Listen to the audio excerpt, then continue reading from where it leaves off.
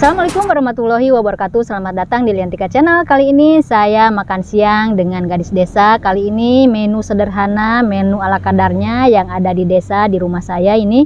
Ada pencok kacang, ada tumis kangkung, ada goreng ikan asin, ada sambal, ada timun ya. Itu saja yang sederhana tapi biasanya membuat selera makan saya nikmat. Semoga teman-teman menjadi makannya nikmat juga ya. Sebelum makan mari kita berdoa dulu. Berdoa selesai, waktunya makan siang. Selamat makan siang, wilujeng tuang siang kasadena. Ayo kita makan siang ya. Bismillahirrahmanirrahim. Ini pencok kacangnya.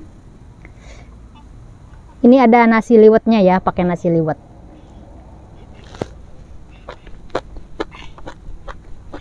Mantap.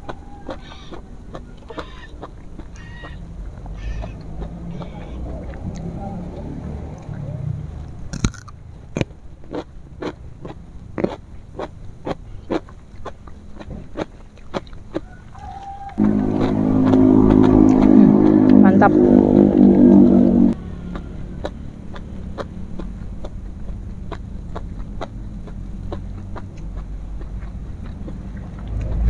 Mantap banget.